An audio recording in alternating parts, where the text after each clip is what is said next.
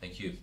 I'd now like to invite Marc to present his view of the GPR rate and how that impacts his work and so forth.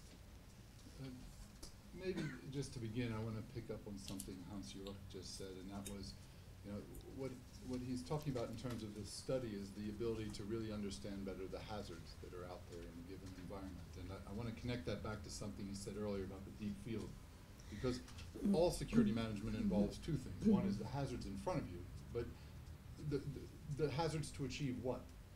And to really make sure that there's a balance there, and that gets back to, you know, the impact of the programming itself.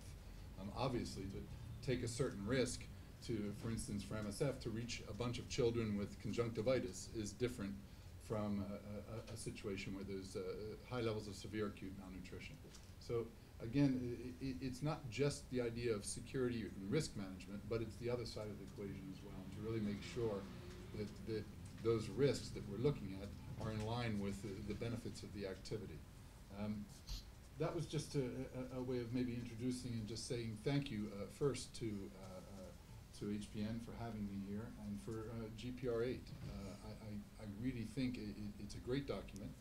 It's a very accessible document. It's a very comprehensive document. It doesn't mean I haven't a few things to say about what well, I actually haven't read it. So. But I think the manner in which it's written and the comprehensiveness of the guidance and the way, closer to the microphone? And this one here, yeah. You just move no, it's this one. Yeah. Just the way in which it's written, I think what's good about it is that there are things in there for the security experts, and there are things in there for the very small NGO that really doesn't have the capacity or the resources to invest in a security expert, and to be able to use it and to be able to manage risks better. That said, I will first kind of make a bit of a declaration here. I know nothing about security. I'm really not a security expert. I'm daunted by some of the people in the room who I know are security experts, and I think have been waiting for a long time to ask me questions in public that I can't answer. So I'll ramble on until there's absolutely no time left, and then sneak out the door. I actually think there's a value to having a non-expert look at something like this and to talk about security, and I'm going to get back to that in a little bit, but I just wanted to reflect a little on what I heard. And first, you know, I think Wendy really, when she gave an overview of sort of what's been emphasized, what's new in this, I think all of those areas for me are of critical importance. First, that area of risk assessment. Second, dismantling that triangle that was being misread in the field and created some confusion about whether an agency should choose for acceptance or whether an agency should choose for protection, and to better understand how they all work together. And I'm going to come back to it, but just the emphasis placed on active acceptance, and Hans-Jörg talked about that as well. The fact that negative acceptance, assuming that A, we're humanitarians, B, we have all these principles, C, we're here to give good things and do good things for people, that somehow magically protected us. I think that's been very, very clearly spelled out that it's insufficient. It doesn't mean it's not necessary, but it's insufficient to risk management and to providing for our security. Issues of remote management. I mean, sadly, as we deal with insecurity in places like Somalia, where 3 years ago MSF had roughly 100 expats and today has 0 expats on the ground on a regular basis. And that is a very dramatic shift towards remote management and how to deal with these situations. So I really welcome that section. Also, just the fact that even a large organization like MSF has a great deal of difficulty of creating the kind of data that allows for analysis of patterns and prediction, not prediction and forecasting with any certainty, but just the ability to analyze and develop a sense of what are the risks, what are the likelihoods and probabilities. And really one of the ways to do that is cooperation and coordination between agencies, the collection of data on a basis that's more than each agency on an individualized basis, and the importance of that. Crisis management at HQ, I'm going to come back to that quite heavily, because I'm essentially an HQ bureaucrat and I'm not a security person or an operational manager of any kind. And then donor support. I think that it's an important part because, you know, I think very few organizations have the financial capacity to dump unearmarked, basically donor money, but from private donors, into what is essentially overhead. You know, good security management involves a lot of overhead and investment, and even if it's just the months and months of negotiating with a group to get into a place without any operational activity, without anything to show donors who are waving the flag of show us your impact, show us your impact. Well, what's very important about this is sending back that signal, I think, to the donors that in a world in which they're asking for more and more impact, some of that demand for impact is going to have to be delayed. And the delay is going to have to be along the lines of what Hans-Jörg was talking about, that you can't have impact unless you can get into the right places, and you can't get into the right places quickly. You need to be able to establish a secure environment for yourself, and that will take time. And I hope that message gets through. I think it's important to look at you know, the idea that this is about best practice. It's not about best practice. It's about good practice. And there are no silver bullets out there. When I look through it, what's provided aren't a set of answers, more a set of questions. And I think that gets back to something I'll talk about a little bit later. But it's about crisis management and organization. It's about creating a space in which you ask these questions and discuss them actively as an organization. The point about active acceptance, I think, is extremely important. To get back to it, just, you know, of course we have our principles, and what it says in here is they weren't enough. What we need is more outreach and actual negotiated access. I'm frankly shocked by I think it was only 2 months ago maybe, you know, a group of NGOs from Afghanistan put out a press release to say that, hey, humanitarian actors need to negotiate with all sides of the party. It's kind of a shocking idea that wasn't standard practice for the last 100 years. Of course you have to. These are people with guns who don't want you there. And you're not wearing armor. I mean, you have to have negotiated access. And I think Hans-Jörg hits upon a very important point, that the very governments, either host national governments, but also major donors, are making it very, very difficult and don't seem to understand that basic equation that we are not on your side, we are on the side of the people who need assistance, and we need to be able to negotiate with everybody to get in.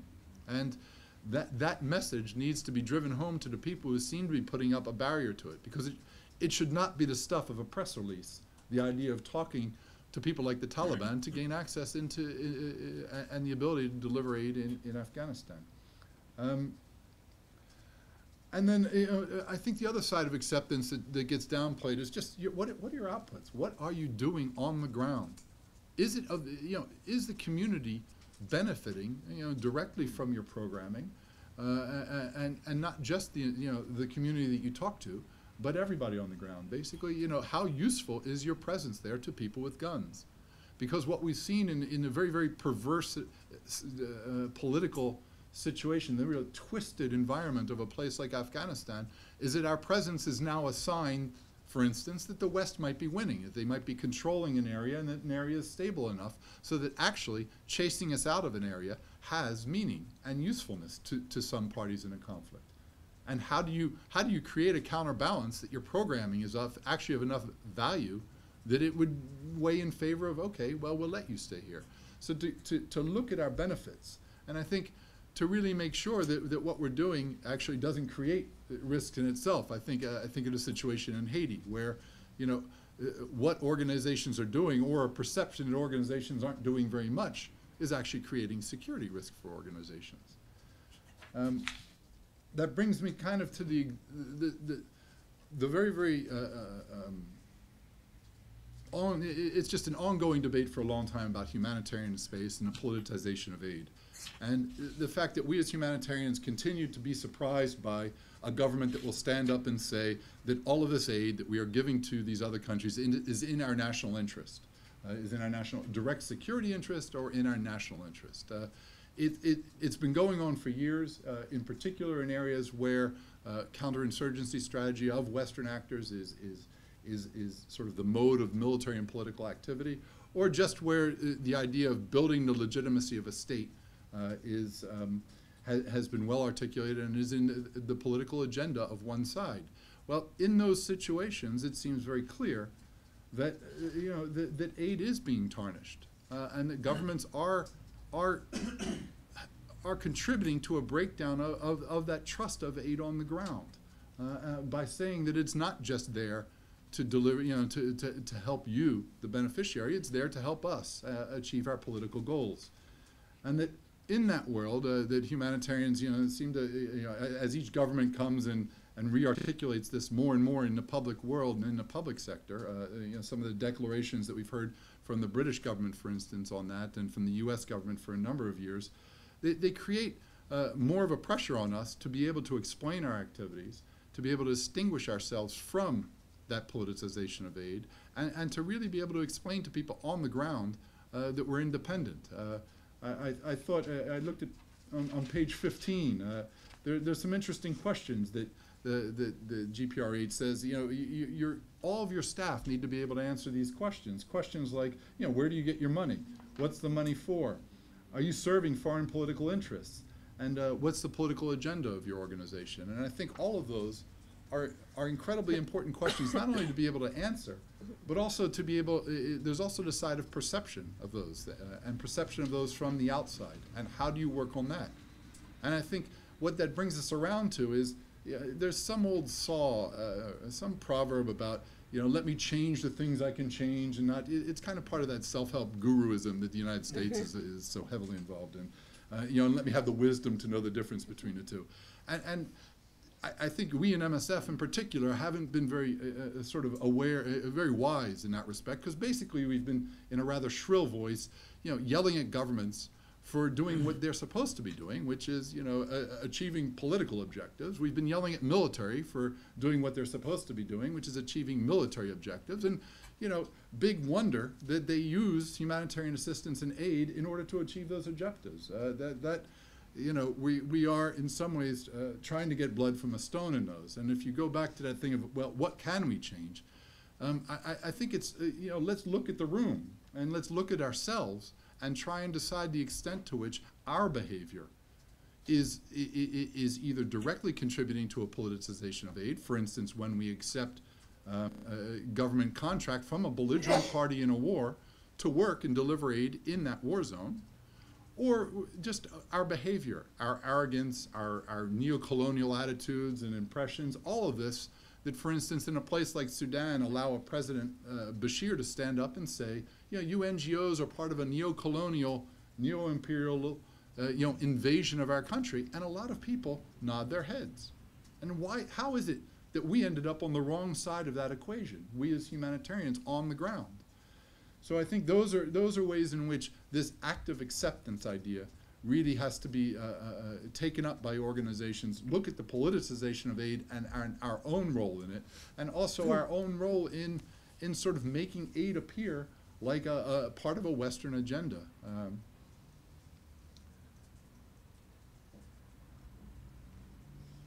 Just maybe moving on a different, just to switch to a different point. What was talked about is, sort of to increase the investment in crisis management, and I really think, to look at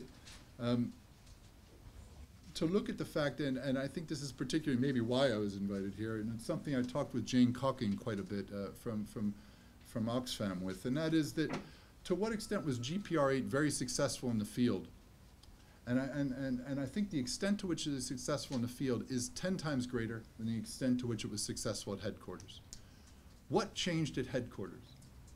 And I really wonder around organizations, because this kind of risk management shouldn't be boxed off into a corner, given to a security guru or a security analyst who then makes his her recommendations here and there. It's a much deeper process. Hans Jorch really talked about that to a certain extent, of really having a culture in an organization, a culture that looks at, that treats security awareness as part of all of its activities, and I think that shift is something that's very, very important. And I think that if you look at HQ level, and that's not just executives, that's trustees as well. I think trustees have really been negligent in fulfilling their duty, not just to look at the accounts, but to look at the major risks that organizations are running and to make sure that the executive is making sure that those risks are being dealt with. And that doesn't mean managed away, because we all know you can't manage them away. But it's understanding what those risks are and really looking at them. And it's our responsibility. And I think, you know, a good example, I always like, you know, being invited somewhere and then biting the hand. What's that thing? Biting the... Yeah, the feature. I mean, you know, a good, you know, an organization like ODI, like HPG, they send people out to Sudan and Pakistan and places like that, you know, pretty interesting security environments. And do they have a security policy? No. So, point, no. So, you know, there's really, there's a point in there somewhere about what has to happen at headquarters level. You know, are people at headquarters level focused on this? Are they ex-field people? Or are they brought in some ways, you know, to help raise funds and they have a good fundraising profile? Because taking this down through an organization it involves, for instance, your HR department. How do you brief somebody going out for Somalia? How do you make sure someone who has never been out in a place like that understands the risks? What do you do? Have they talked to their family? Do you have proof of life questions? If they were kidnapped, would you know if they had needed insulin because they're diabetic? And to have your comms department, your marketing people, your HR people all acting sort of in a very comprehensive fashion. These things don't take time. They simply take effort, and they really just take focus. And to really be able to do that, and to have what you might call a sort of a differential approach. There's a big difference between sending somebody to a measles outbreak in Burkina Faso and sending somebody to a place like Pakistan or like Somalia. I'm being asked to finish up, and I will do that with just two things. One is with crisis management, many of us are working in global institutions now. How does that work? Meaning, if an expat recruited in my office here in the UK is working with MSF France and is then kidnapped, what's the role of MSF UK? What's the role of MSF France? I guarantee you that's not the kind of thing you want to sort out, you know, on the fly at that moment. They have to be straightened out beforehand. Another thing would be just this comes as part of a responsible employer, and to look at it that way. And then I guess I'll close out with saying what it really involves is just raising the awareness overall. How do you create and sustain this consciousness, this security awareness culture in the organization, and how do you inculcate into, and that's the word Jane just gave me, so I'm gonna steal it, inculcate into your organization, into everybody you bring in, that's national staff and expat staff, how do you inculcate this, you know, this sense of organizational risk, of what it is the organization does and how you treat risk in that organization, because it's not the same for every organization. And what are the risks you're allowed to take, and what are the risks you're not allowed to take, and what is it you place in the balance when you're trying to have those discussions and come to some of those conclusions. And I think I will leave it with just the idea that to remember that, again, this is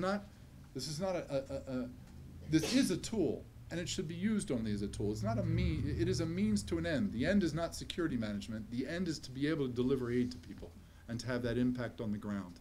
And secondly, it's not something to be pigeonholed into, it's not a little toolbox either for just one part of the organization. I'll leave it there. Thank you.